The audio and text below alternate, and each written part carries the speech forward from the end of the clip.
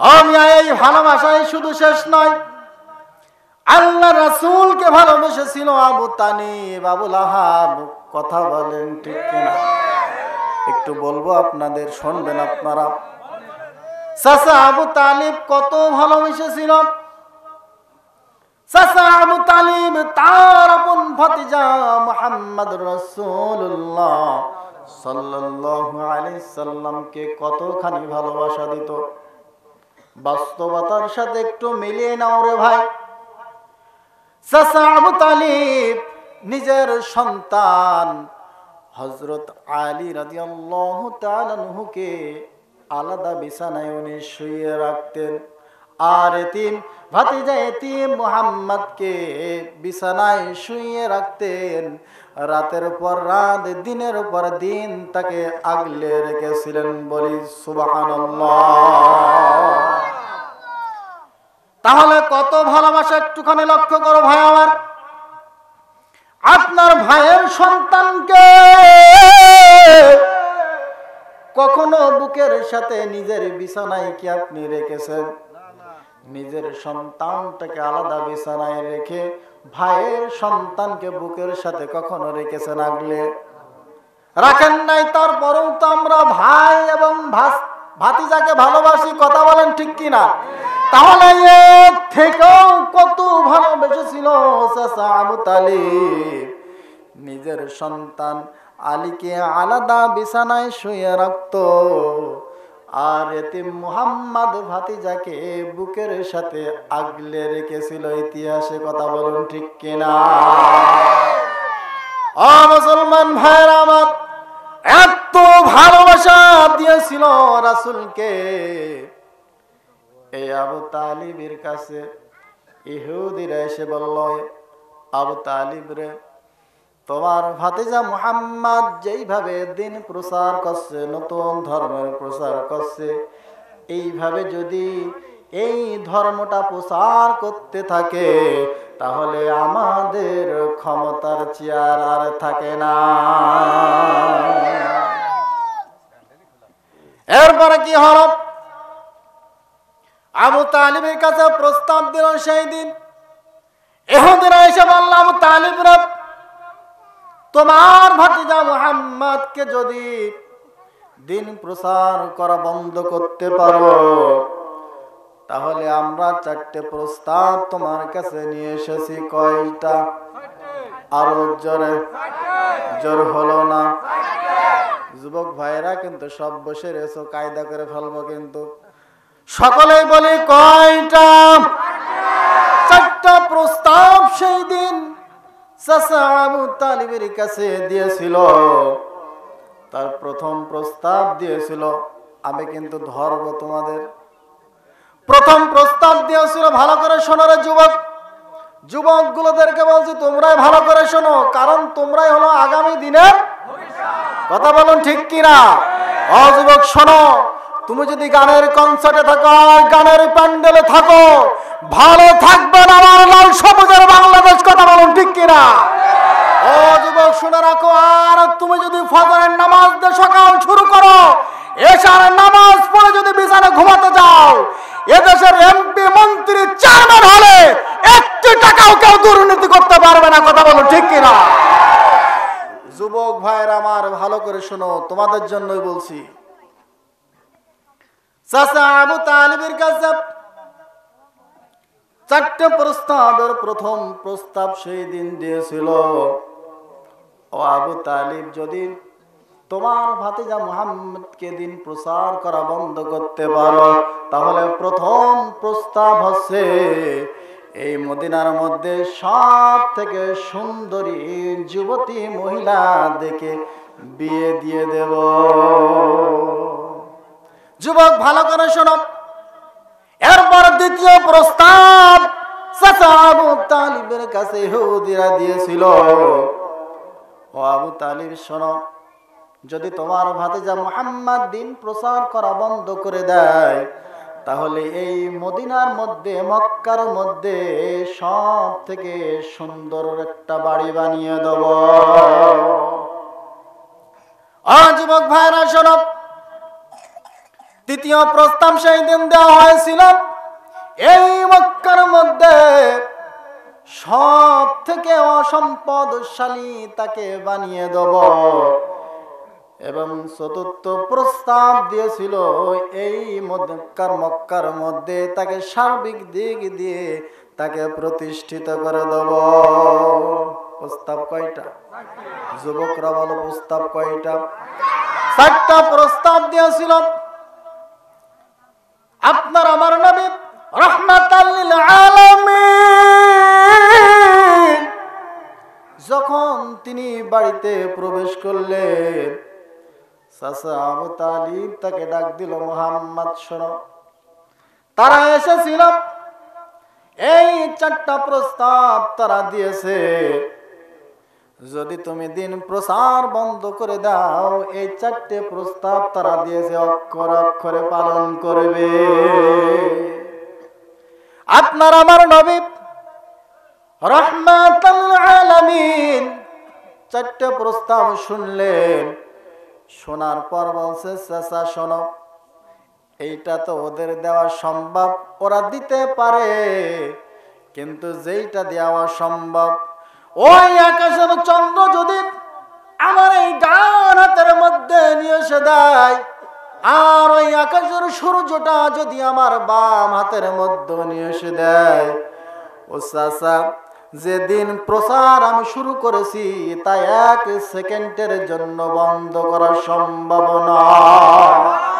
আরো জোরে সুবহানাল্লাহ। ওইটা আমাদের দেয়া সম্ভব, এইটা তো দেওয়া সম্ভব নয়।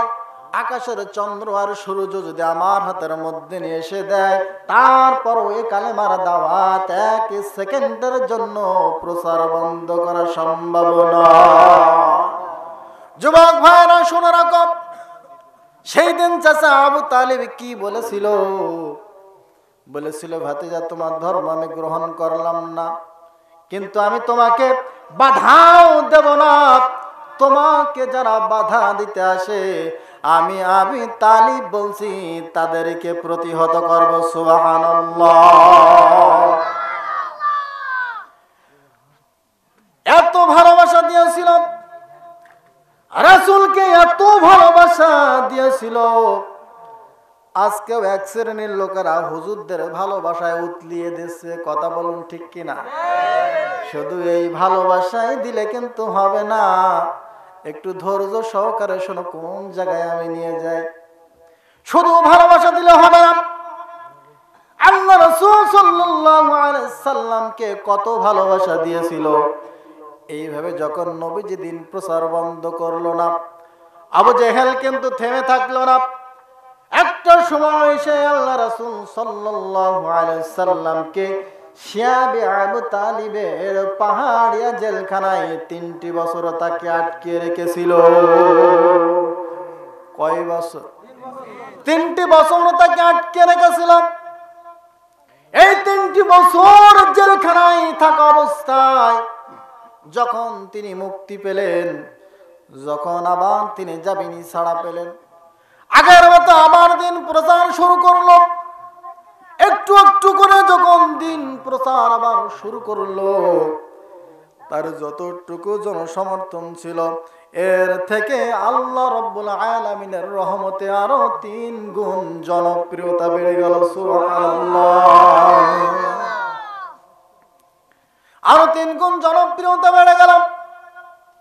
এমন তো অবস্থায় চাচা আবু তালিব ইসলাম ধর্ম গ্রহণ করে নাই, কিন্তু নবীজিকে ভালোবেসেছে। কথা বলুন ঠিক কিনা?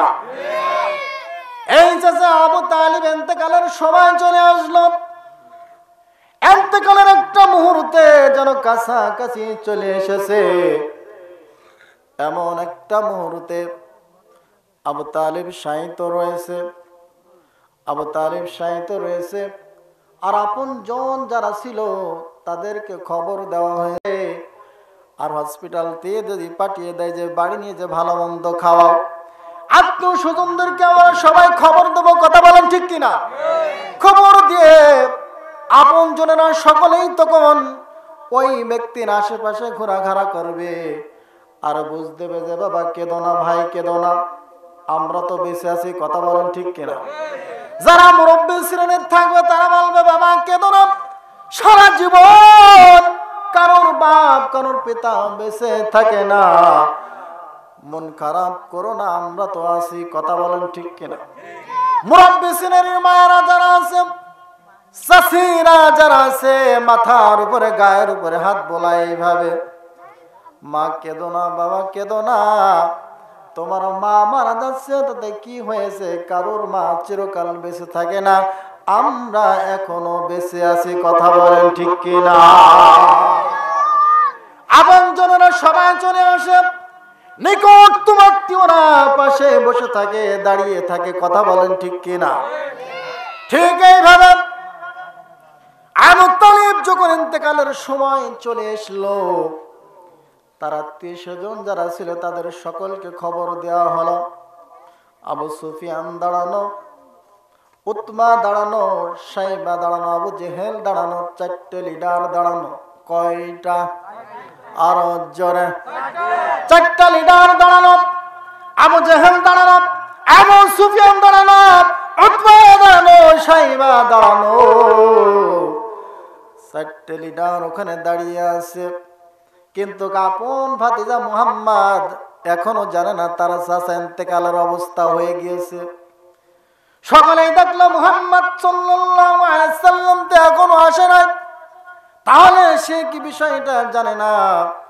তাকে খবর দেওয়া হলো। আল্লাহ রাসূল সাল্লাল্লাহু আলাইহি ওয়াসাল্লামকে যখন খবর দেওয়া হলো, আল্লাহ রাসূল সাল্লাল্লাহু আলাইহি ওয়াসাল্লাম এসে দেখেন চাচা আবু তালিব মুমূর্ষ অবস্থায় তাকে শুইয়ে রাখা হয়েছে।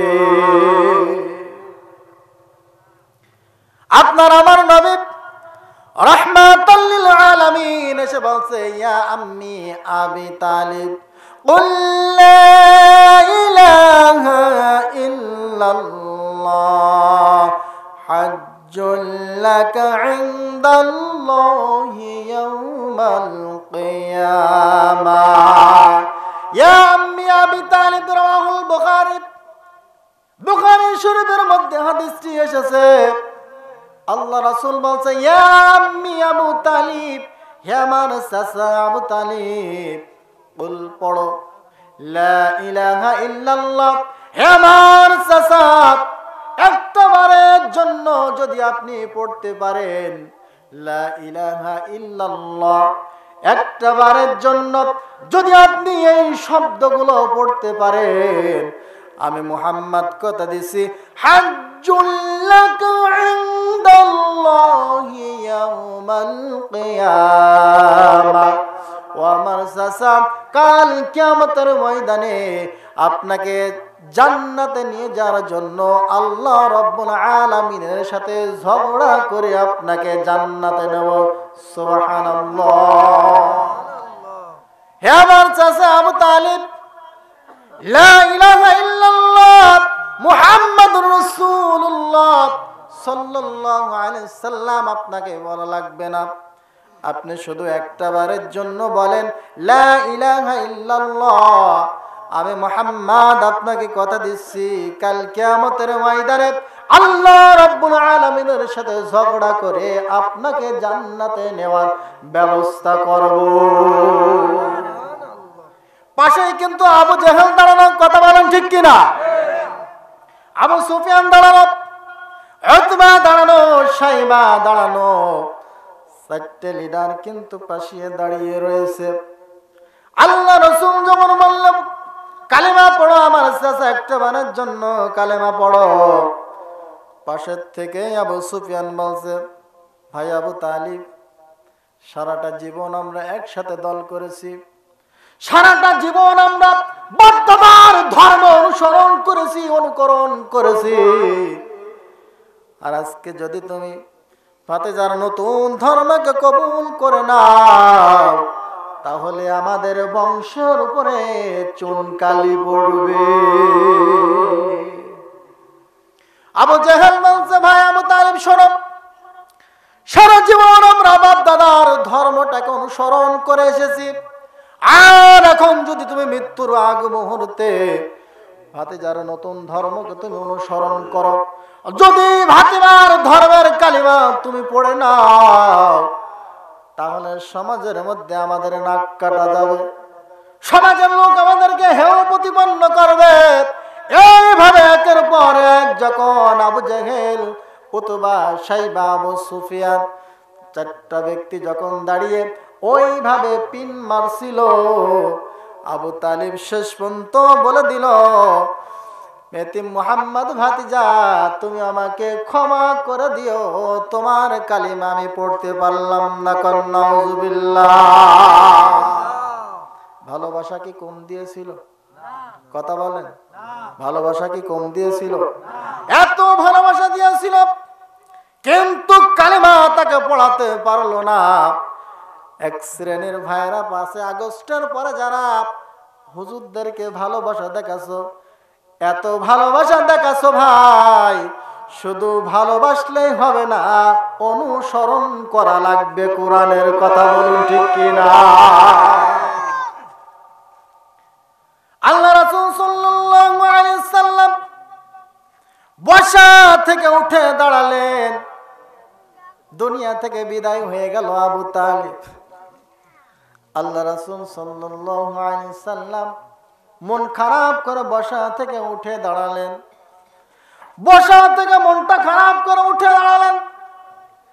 আবু তালিব দুনিয়া থেকে বিদায় হয়ে গেল।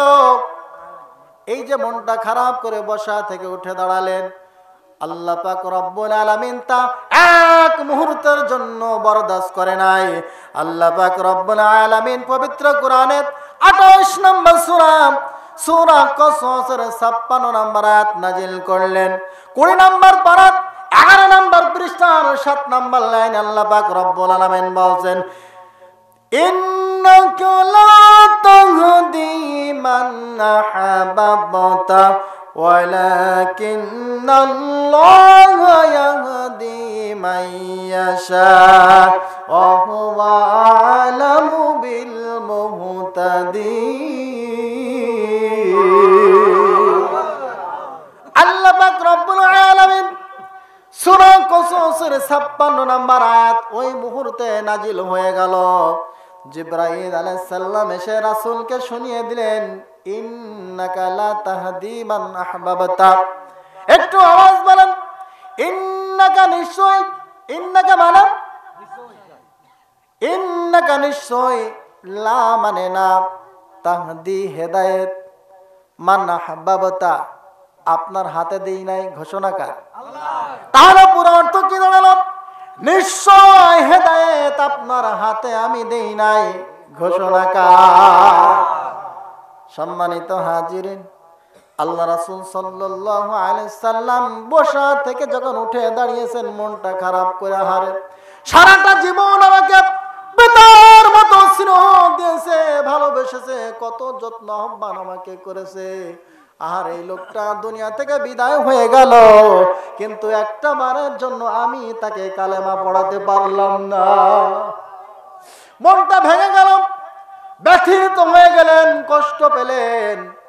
এই কষ্ট নিয়ে যখন বসা থেকে উঠে দাঁড়ালেন, আল্লাহ পাক রব্বুল আলামিন তার রাসূলকে বলছে, হে রাসূল আপনি শুনুন, নিশ্চয় হেদায়েত আমি আপনার হাতে দিই নাই, আপনি শুনুন। ওয়ালাকিন্নাল্লাহা লা ইয়াহদি মান ইয়াশা।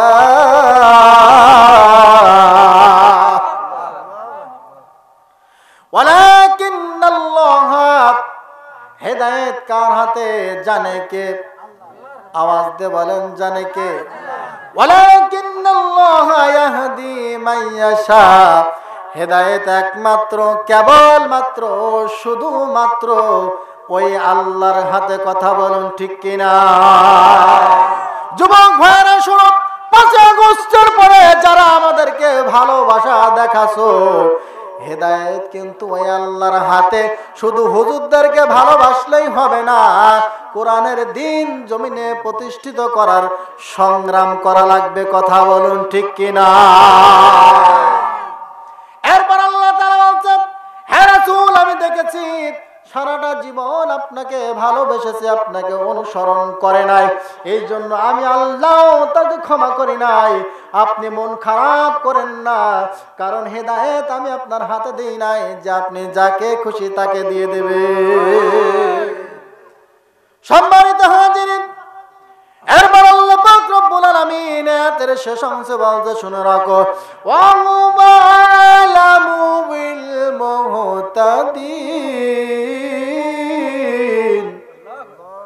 এরপর আল্লাহ পাক রব্বুল আলামিন বলছে, হে রাসূল আপনি শুনুন, আপনি মন খারাপ করেন না। আর হেদায়েত কে পাবে? কেবলমাত্র একমাত্র শুধুমাত্র আমি আল্লাহ জানি। সুবহানাল্লাহ। আমরা মিডিয়া খুললেই দেখতাম আমাদের বাবুজান বলতো, সকালবেলা আমি ফজরের নামাজ পড়ি। কথা বলুন ঠিক? মিডিয়া খুললেই শুনতাম আমি সকালবেলা নামাজ পড়ি। এরপর একটা চা বানাই, কাউকে হুকুম করে না, নিজেই বানিয়ে খাই। কথা বলুন ঠিক কিনা? এরকম কথা শুনতাম না? আল্লাহ কি হেদায়েত দিয়েছে? কথা বলেন, হেদায়েত দিয়েছে। এই জন্য আল্লাহ পাক রব্বুল আলামিন তার রাসূলকে বলছে, হে রাসূল শুনুন, ওয়া হুয়া আলামু বিল মুহতাদিন। আর হেদায়েত কে পাবে? শুধু কেবলমাত্র একমাত্র আমি আল্লাহ ছাড়া আর কেউ জানে না। হে রাসূল আপনি মন খারাপ করবেন না। সারাটা জীবন আমি দেখেছি আপনার চাচা আপনাকে ভালোবাসা দিয়েছে, ভালোবেসেছে, কিন্তু এই লোকটা আপনাকে অনুসরণ করে নাই, এই জন্য আমি আল্লাহ পাক রব্বুল আলামিন তাকে ক্ষমা করি না। এত ভালোবাসা দিয়েছিল নবীজির আরেক চাচা, কত ভালোবাসা দিয়েছিল, একটু সময় আপনারা শুনবেন ধৈর্য সহকারে। রাসূলের আরেক চাচা ছিল, নাম তার আবুল আহাব। নাম কি? আরো জোরে। একটু চা দিও আমার জন্য, আদা দিও, লবঙ্গ দিও, চিনি দিও সামান্য, একটু চা দিও আমার জন্য। মারহাবা। রাগ করছেন আপনারা? বেজার হচ্ছেন? সম্মানিত হাজিরিন, চাচা আবুল আহাব কত ভালোবাসা সেই দিন দিয়েছিল, একটুখানি লক্ষ্য করে যুবক ভাইয়েরা, ফিস ফিস করো না। চাচা আবু তালিব চলে গেল। এই চাচা আবু তালিব দুনিয়া থেকে বিদায় হয়ে গেল। যখন কোনো আপনজন কারো মারা যায়, ওই যে আত্মীয় স্বজনরা এসে বলে, বাপ কেঁদো না, আমরা তো আছি। কথা বলেন ঠিক কিনা? এরপর যখন একদিন পার হয়ে যায়, এরপর যখন 2 দিন পার হয়ে যায়, আত্মীয় স্বজন যারা এসেছিল তারা কিন্তু চলে যায়। কথা বলুন ঠিক কিনা? একদিন 2 দিন পার হওয়ার পর আত্মীয় স্বজন যারা এসেছিল সবাই তখন একটু একটু করে চলে গেল। যাবার সময় বুঝ দিয়ে গেল, কেঁদো না ভাই, আমরা আছি। কথা বলুন ঠিক কিনা? এইভাবে বুঝ দিয়ে চলে যায়। সবাই যখন যার যার বাড়িতে চলে গেল, যার মা মারা গেল, যার বাপ মারা গেল, সে ছাড়া ওই সময়ের কষ্ট আর কেউ বোঝে না। কথা বলুন ঠিক কিনা? ওই সময় আর কান্না লাগে না, চোখ দিয়ে অটোমেটিক পানি চলে আসে। আরে আমার পিতা মারা গিয়েছে, আমার মা মারা গিয়েছে। কথা বলুন ঠিক কিনা? আত্মীয় স্বজন সবাই যখন যার যার বাড়িতে 2 দিন পর চলে গেল, এই লোকটা কিন্তু ব্যথিত হয়ে অঝরে চোখ থেকেই পানি পড়ে। কথা বলুন ঠিক কিনা? আল্লাহ পাক রব্বুল আলামিন তার রাসূলকে সান্ত্বনা দিচ্ছে, হে রাসূল আপনি মন খারাপ করবেন না। এই লোকটা আপনাকে ভালোবাসা দিয়েছে, আপনাকে অনুসরণ করে নাই, এই জন্য আমি আল্লাহ তাকে ক্ষমা করে নাই। বুঝতেছে কে? আওয়াজ দিয়ে বলতে হবে, বুঝতেছে কে? আল্লাহ পাক রব্বুল আলামিন তার রাসূলকে সান্ত্বনা দিচ্ছে, রাসূল আপনি মন খারাপ করেন না। আল্লাহ যতই বুঝ দিক, এই যে চাচা পিতার মতো ছিল পেছনে ঢাল হিসেবে। কথা বলুন ঠিক কিনা? এই চাচা যখন দুনিয়া থেকে বিদায় হয়ে গেল, মনের মধ্যে একটা কষ্ট আছে না নাই? আল্লাহ বুঝতেছে, তারপরও মনের মধ্যে কষ্ট আছে না? একদিন দুই দিন যখন পার হয়ে গেল, আপনার আমার নবী রাহমাতাল লিল আলামিন ভারাক্রান্ত মনটা নিয়ে চাচা আবু তালিবের কবরের পাশে দাঁড়িয়ে দুহাত তুলে দোয়া করা শুরু করে দিল। সম্মানিত হাজিরিন, চাচার কবরের কাছে গিয়ে যখন দুহাত তুলে এইভাবে দোয়া করেছে, জিবরাইল আলাইহিস সালাম এসে সর্বপ্রথম বলেছে, হে রাসূল আপনি আগে হাত নামান। আল্লাহু আকবার। হে রাসূল আপনি হাত নামান, কার জন্য হাত তুলেছে? জিবরাইল আলাইহিস সালাম এসে তার রাসূলকে বলে, হে রাসূল আপনি হাত নামান। তাহলে ওই রকম ব্যক্তি মারা যায়, আর ওই রকম ব্যক্তির জন্য যদি আমি মৌলবী হাত তুলি, তাহলে আল্লাহর ফেরেশতা দিয়ে আমার হাতের উপরে আগে বাড়ি মারা উচিত। কথা বলুন ঠিক কিনা? বুঝতে পারছেন তো আপনারা? বুঝতে পারছেন তো? যেখানে আল্লাহ তার রাসূলকে বলছে, হে রাসূল আপনি হাত নামান, কার জন্য হাত তুলেছেন? আলোচনায় আসি। আল্লাহ পাক লা ইলাহা ইল্লাল্লাহ মুহাম্মাদুর রাসূলুল্লাহ সাল্লাল্লাহু আলাইহি ওয়াসাল্লাম। মুসলমান ভাইরা, আল্লাহ তার রাসূলকে জিবরাইল আলাইহিস সালামের মাধ্যমে বলছে, হে রাসূল আপনি কার জন্য হাত তুলেছেন? হাত নামান। আল্লাহ পাক রব্বুল আলামিন সূরা তাওবার 113 নম্বর আয়াত ওই মুহূর্তে নাযিল করে দিলেন। 11 নম্বর পারার 4 নম্বর পৃষ্ঠার 4 নম্বর লাইনে। ভাই ধরো এবার। আল্লাহ পাক রব্বুল আলামিন তার রাসূলের মাধ্যমে শুনিয়ে দিলেন, মা কানা লিন নাবিয়্যি ওয়াল্লাযীনা আমানু আইয়াস্তাগফিরু লিল মুশরিকিন। এই মহাবিশ্বের মহাগ্রন্থ কুরআনুল কারীমের মধ্যে আল্লাহ পাক রব্বুল আলামিন তার রাসূলকে বলছেন, হে রাসূল আপনি কার জন্য হাত তুলেছেন? মা কানা লিন নাবিয়্যি। ভালো করে বুঝুন অর্থগুলো। মা মানে যা, কানা উচিত নয়, ঠিক নয়, শোভনীয় নয়, ঘোষণাকার। তাহলে মা মানে যা, কানা মানে উচিত নয়, তাহলে যা যা উচিত নয়। কথা বলুন ঠিক কিনা? কথা বলতে হবে। এরপর আল্লাহ বলতে পরের শব্দের লিন নাবিয়্যি, নবীর জন্য। কার জন্য? তাহলে পুরো আমরা কি পেলাম? যা নবীর জন্য উচিত নয়, ঠিক নয়, শোভনীয় নয়, ঘোষণাকার। বলছে কে? সম্মানিত হাজিরিন, এরপরের শব্দেই বলছে যা নবীর জন্য উচিত নয়, ঠিক নয়, শোভনীয় নয়। ওয়াল্লাযীনা, এবং পুরো অর্থ কি পেলাম? যা নবীর জন্য উচিত নয়, ঠিক নয়, এবং। কথা বলেন ঠিক কিনা? আল্লাহ পাক রব্বুল আলামিন সূরা তাহার 113 নম্বর আয়াতের পরের শব্দই বলছে আমানু, যারা ঈমান এনেছে। যারা ঈমান এনেছে। তাহলে পুরো অর্থ কি পেলাম? উচিত নয়, ঠিক নয়, শোভনীয় নয়, নবী এবং যারা ঈমান এনেছে। চিল্লায় কর আল্লাহু আকবার। বুঝতে পারছেন তো আপনারা? যা নবীর জন্য এবং যারা ঈমান এনেছে তাদের জন্য উচিত নয়, ঠিক নয়, শোভনীয় নয়। কি প্রশ্ন আসে না মনের মধ্যে? যুবক ভাইরা কথা বলছো?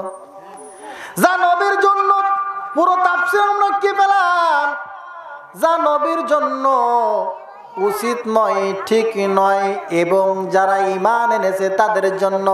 তাহলে পুরো অর্থ দাঁড়ালো যারা ঈমান এনেছে এবং নবীর জন্য উচিত নয়, ঠিক নয়। কোনটা? কথা বলুন ঠিক কিনা? কোনটা ঠিক নয়? আল্লাহ পাক রব্বুল আলামিন সূরা তাহারের পরের শব্দ বলতে শুনে রাখো, আইয়াস্তাগফির লিল মুশরিকিন।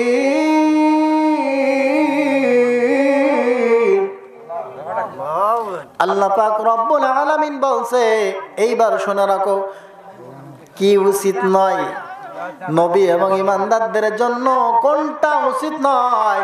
আইয়াস্তাগফিরু লিল মুশরিকিন, মুশরিকদের জন্য আল্লাহর কাছে তওবা করা ঘোষণা কার?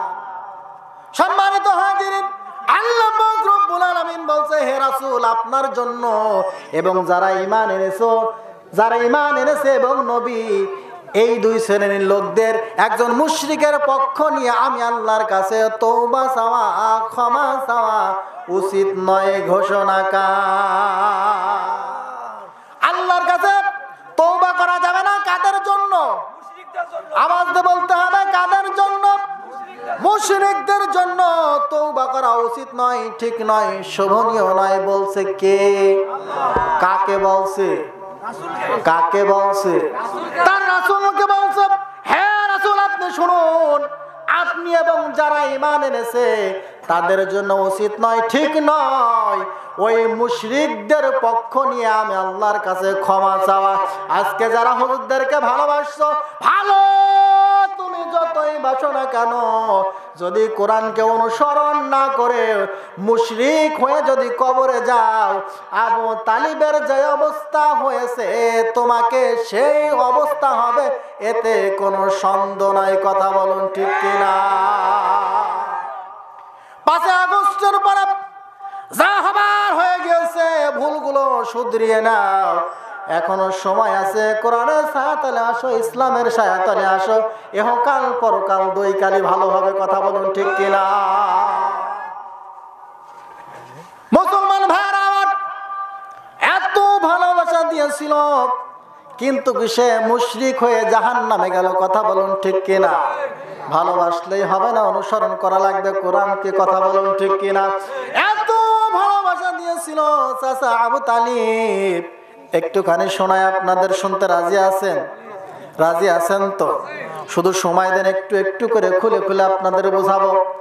চাচা আবু তালিব দুনিয়া থেকে বিদায় হয়ে গেল। এইবার দায়িত্ব পড়লো, বংশের ভার। একজন গার্জিয়ান হিসেবে চাচা আবু লাহাবের পরে সুবহানাল্লাহ, কারণ একজন গার্জিয়ান থাকা লাগে। কথা বলুন ঠিক কিনা? একজন গার্জিয়ান হিসেবে দায়িত্ব চলে আসলো আবু লাহাবের উপরে। আল্লাহ রাসূল সাল্লাল্লাহু আলাইহি সাল্লাম তখন তার কওমবাসীকে ডাকলেন, ও আমার কওমবাসী শোনো, আমি যদি তোমাদেরকে এই মুহূর্তে বলি, পাহাড়ের ওই পদদেশে একদল সৈন্য বাহিনী দাঁড়িয়ে রয়েছে, তারা আমাদেরকে হত্যা করার জন্য, তাহলে কি তোমরা বিশ্বাস করবা? সকালে তখন বললাম, আমরা তোমাকে জানি তুমি আস-সাদিক, তুমি আলামিন, তুমি সত্যবাদী। যদি পাহাড়ের ওই পাশে একদল সৈন্যবাহিনী নাও দাঁড়িয়ে থাকে, তারপরও আমরা বিশ্বাস করে নেব। সুবহানাল্লাহ। এত বিশ্বাস তাকে করেছিল, এত ভালোবাসা দিয়েছিল, আর এত বিশ্বাস করেছিল। এরপর আল্লাহ রাসূল সাল্লাল্লাহু আলাইহি সাল্লাম বললেন, যদি তোমরা আমাকে এইভাবেই ভালোবেসে থাকো, তাহলে আমি তোমাদেরকে বলতে শোনা রাখো, তোমরা একটা বারের জন্য পড়ে নাও, লা ইলাহা ইল্লাল্লাহু মুহাম্মাদুর রাসূলুল্লাহ সাল্লাল্লাহু আলাইহি সাল্লাম। ও আমার কওমবাসী, একটা বারের জন্য তোমরা পড়ে নাও, লা ইলাহা ইল্লাল্লাহ, একমাত্র, কেবলমাত্র, শুধুমাত্র আল্লাহ ছাড়া কাউকে ইলা মানি না। কথা বলুন ঠিক কিনা? আল্লাহ রাসূল সাল্লাল্লাহু আলাইহি সাল্লাম যেই মুহূর্তে কালেমার দাওয়াত দিলেন, তখনও কিন্তু কাবার মধ্যে 360টি দেবতা রয়েছে। কথা বলুন ঠিক কিনা? ওদের এক খোদা হয় না, ওরা 360টি খোদার ইবাদত করে। এক খোদা দিয়ে কেউ আর মন ভরে? কথা বলুন ঠিক কিনা? ওদের এক খোদাই রিজিক দেয়, এক খোদাই বরকত দেয়, এক খোদাই আয় রোজগার দেয়, এক খোদাই দুঃখ মিটায়, এক খোদায় সৌন্দর্য দেয়। এমন ভাবে 360টি খোদা ওদের, এক এক খোদার এক এক ক্ষমতা, এক এক খোদার এক এক গুণ। যখনই বলল যে একমাত্র কেবলমাত্র শুধুমাত্র আল্লাহ ছাড়া কাউকে গোলামি করা যাবে না, আর আমি হচ্ছে সেই মহান আল্লাহ রাব্বুল আলামিনের প্রেরিত রাসূল এবং বান্দা, সুবহানাল্লাহ। যখন এই ঘোষণা দিল সবাই তখন কবুলা করা শুরু করে দিল। সারা জীবন আমরা বাপ-দাদা ধর্ম পালন করে আসছি, 360টি দেবতা আমার কাবার মধ্যে রয়েছে, আমরা তাদের গোলামি করি, তাদের দাসত্ব করি। কেউ আমাদের রুজিতে বরকত দেয়, কেউ আমাদের আয় রোজগার দেয়, কেউ আমাদের লাভ লোকসান থেকে বাঁচায়, কেউ আমাদের বিপদ আপদ থেকে বাঁচায়। আর মুহাম্মদ তুমি এক খোদাকে বলছো, যেখানে 360টি খোদা আমাদেরকে রক্ষা করতে পারে না, সেখানে তোমার এক খোদাই আমাদের কিভাবে রক্ষা করবে? এরপরে দেখুন এই কথা বলতে বলতে আবু তালেব কিন্তু ওখানে দাঁড়িয়েছিল। কে দাঁড়িয়েছিল? আবুল আহাব। আবুল আহাব কিন্তু ওখানে দাঁড়িয়েছিল। যখনই ভাতিজা মুহাম্মদ কালেমার দাওয়াত এইভাবে দিল, তখনই কেউ আঘাত করলো না। সর্বপ্রথম চাচা আবুল আহাব এইভাবে পাথর তুলে আঘাত করলো। তাব্বালাক আলী হাদা জামাতানা। ওই যুগে সর্বপ্রথম চাচা আবুল আহাব পাথর এইভাবে তুলে ভাতিজার দিকে নিক্ষেপ করেছিল। আল্লাহ পাক রব্বুল আলামিন তার রাসূলের দিকে পাথর নিক্ষেপ করাটাকে বরদাস্ত করলেন না। আল্লাহ পাক রব্বুল আলামিন তা বরদাস্ত করলেন না। সঙ্গে সঙ্গে এই মহাবিশ্বই মহাগ্রন্থ আল কুরআনুল কারীমের মধ্যে ওই আবু লাহাবের নামে একখানা সূরা নাজিল করলেন, বলে সুবহানাল্লাহ। জন্ম আমার নবীর যুগে হলে কেমন হতো, জন্ম আমার নবীর যুগে হলে কেমন হতো, দুনয়নে রাসূল পাক দেখলে কেমন হতো, জন্ম আমার নবীর যুগে হলে কেমন হতো, জন্ম আমার নবীর যুগে হলে কেমন হতো। আসতো ভেসে হযরত বেলালের মধুর আযান, আল্লাহু আকবার। যে আযানে ছিল এমন প্রেম মুগ্ধ রহমান, দুনয়নে রাসূল পাক দেখলে কেমন হতো, জন্ম আমার নবীর যুগে হলে কেমন হতো, জন্ম আমার নবীর যুগে হলে কেমন হতো।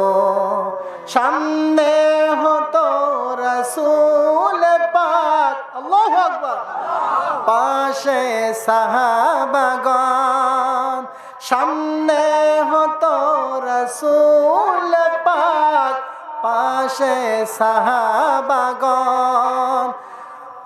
আবু বকর উসমান আলীর সঙ্গী কেমন হতো, জন্ম আমার নবীর যুগে হলে কেমন হতো, জন্ম আমার নবীর যুগে হলে কেমন হতো, দুনয়নে রাসূল পাক দেখলে কেমন হতো, জন্ম আমার নবীর যুগে দেহলে কেমন হতো, জন্ম আমার নবীর যুগে হলে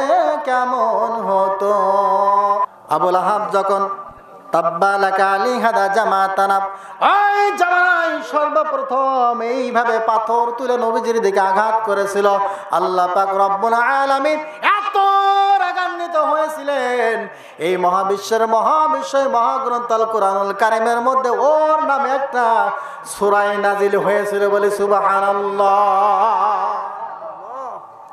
আল্লাহ পাক রব্বুল আলামিন সূরা লাহাব নাজিল করলেন, তাব্বাত ইয়াদা আবি লাহাবিন ওয়া তাব, মা আগনা আনহু মালুহু ওয়া মা কাসাব, সায়াসলা নারান যাতা লাহাব, ওয়া ইমরাতুহু হাম্মালাতাল হাতাব, ফি জিদিহা হাবলুম মিন মাসাদ।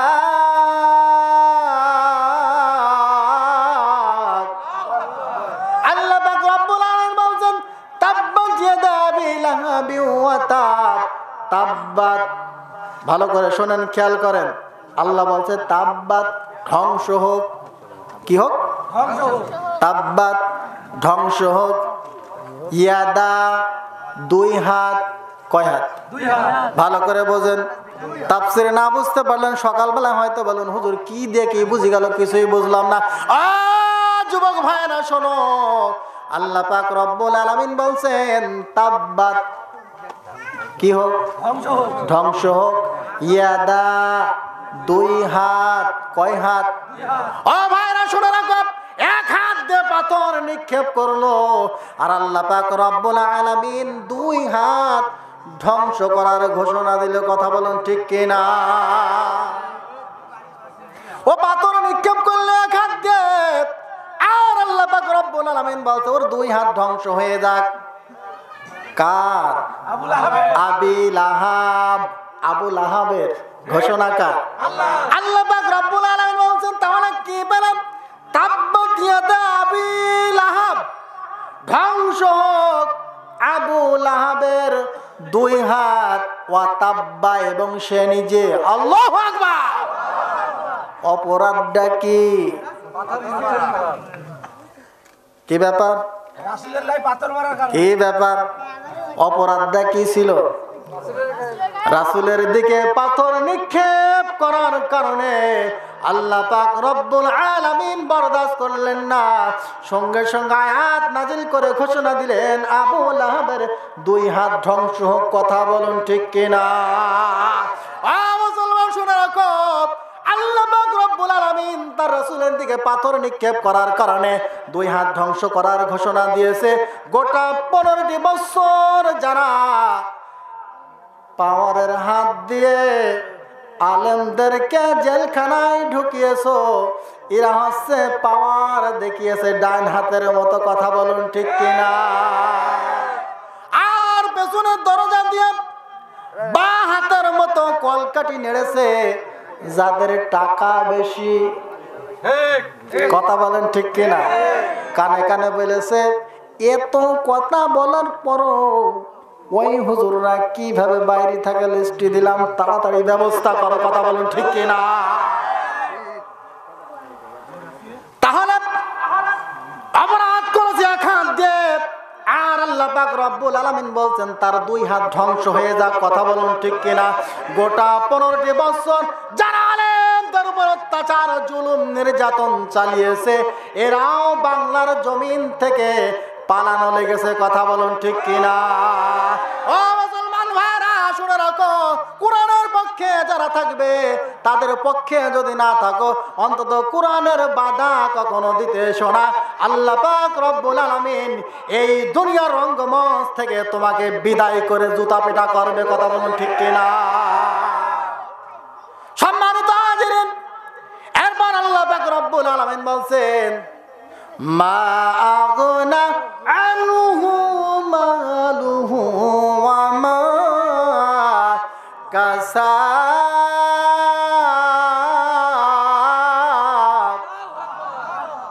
মা আগনা আনহু মালুহু ওয়া মা কাসাব। মা আগনা কাজে আসে নাই, আনহু তার পক্ষে। কার পক্ষে? আল্লাহ। মা আগনা কাজে আসে নাই, আনহু তার পক্ষে, মালুহু তার সম্পদ, ওয়ামা কাসাব সে যা অর্জন করেছে।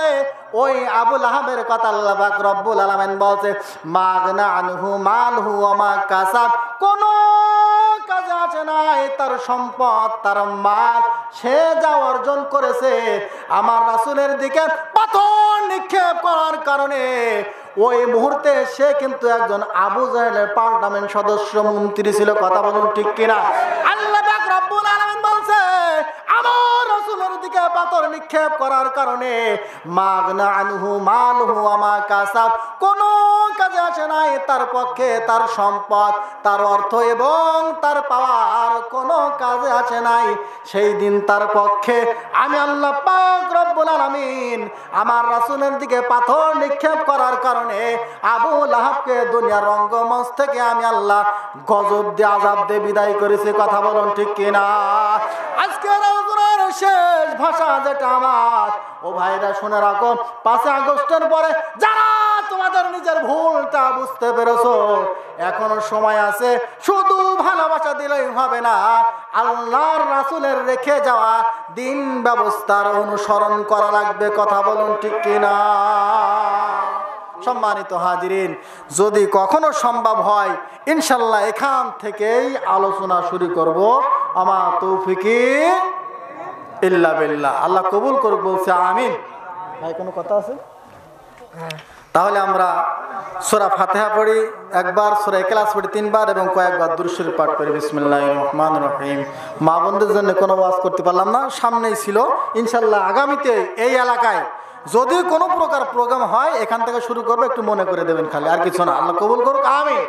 বিসমিল্লাহির রহমানির রহিম। আলহামদুলিল্লাহি রাব্বিল আলামিন আর রহমানির রহিম মালিকি ইয়াউমিদ্দিন। ইয়্যাকা না'বুদু ওয়া ইয়্যাকা নাস্তাঈন। ইহদিনাস সিরাতাল মুস্তাকিম সিরাতাল লাযীনা আন'আমতা আলাইহিম গায়রিল মাগদুবি আলাইহিম ওয়ালাদ-দাল্লিন।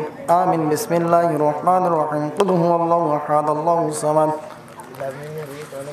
بسم الله الرحمن الرحيم قل هو الله احد الله الصمد لم يلد ولم يولد ولم يكن له كفوا احد بسم الله الرحمن الرحيم قل هو الله احد الله الصمد لم يلد ولم يولد ولم يكن له كفوا احد بسم الله الرحمن الرحيم قل هو الله احد الله الصمد لم يلد ولم يولد ولم يكن له كفوا احد بسم الله الرحمن الرحيم اللهم صل على محمد وعلى ال محمد كما صليت على إبراهيم وعلى آل إبراهيم إنك حميد مجيد اللهم بارك على محمد وعلى آل محمد كما باركت على إبراهيم وعلى آل إبراهيم إنك حميد مجيد اللهم آمين ربنا ظلمنا أنفسنا وإن لم تغفر لنا وترحمنا لنكونن من الخاسرين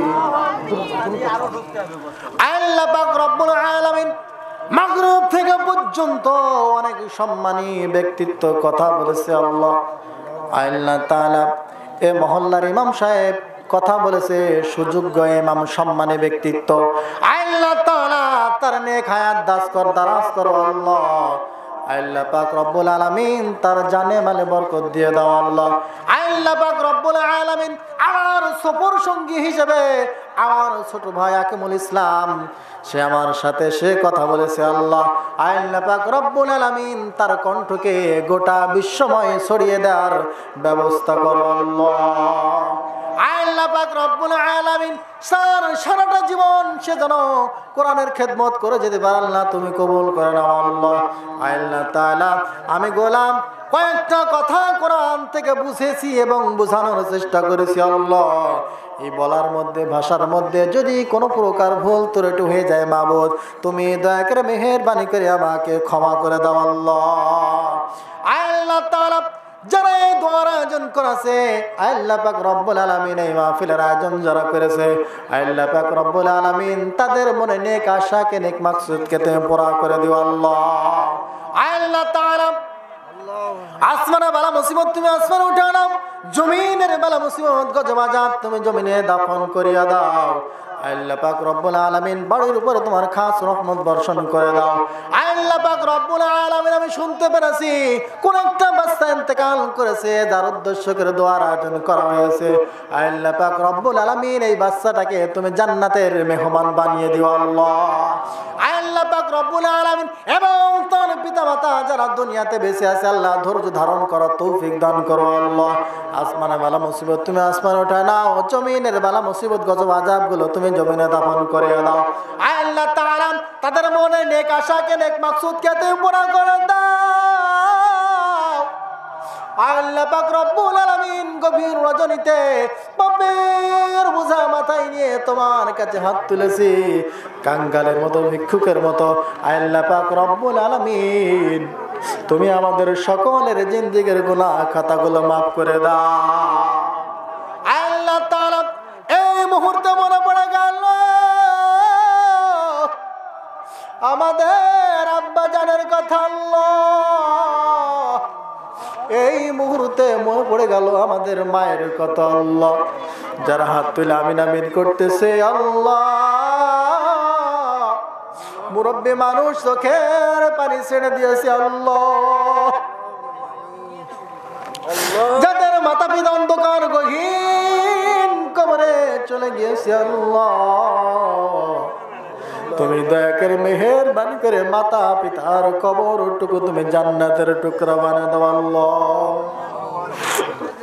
আল্লাহ তাআলা আমার মায়ের জিন্দেগির সমস্ত ভুল ত্রুটি গুলো ক্ষমা করে তুমি জান্নাতের ফয়সালা করে দাও আল্লাহ। আল্লাহ তাআলা যারা হাত তুলে আমিন আমিন করতেছে মাবুদ, আল্লাহ তাআলা তুমি তো অন্তর্যামী, কে কোন সমস্যায় কোন রোগে শোকে রয়েছে আল্লাহ তুমি ছাড়া একমাত্র দুনিয়ার কেউ জানে না আল্লাহ। আল্লাহ পাক রব্বুল আলামিন তুমি সকলের জিন্দেগির পাপগুলো ভুল ত্রুটি গুলো তুমি ক্ষমা করে দাও আল্লাহ। আল্লাহ তাআলা দয়া করে মেহেরবানি করে সগীরা গুনাহ কবিরা গুনাহ জাহেলি গুনাহ বাতিলি গুনাহ জেনে না জেনে বুঝে না বুঝে গোপনে প্রকাশ্যে যত প্রকার গুনাহ করেছি আল্লাহ চোখের পানি ছেড়ে দিয়ে তোমার কাছে কামতে আর বিনতি করে হাত পেতেছি আল্লাহ। তুমি দয়া করে মেহেরবানি করে সকলের জিন্দেগির গুনাহ খাতাগুলো তুমি মাফ করে দাও আল্লাহ। আল্লাহ পাক রব্বুল আলামিন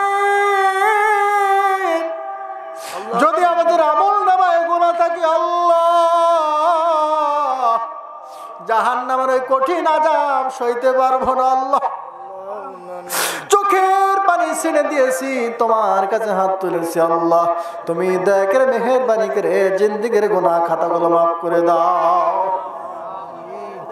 আল্লাহ তাআলা পর্দার আড়ালে সম্মানিতা মা বোনেরা যারা হাত তুলে চোখের পানি ছেড়ে দিয়েছি আল্লাহ, পেটে সন্তান কোলে সন্তান কত কষ্ট করে জীবন যাপন করে আল্লাহ।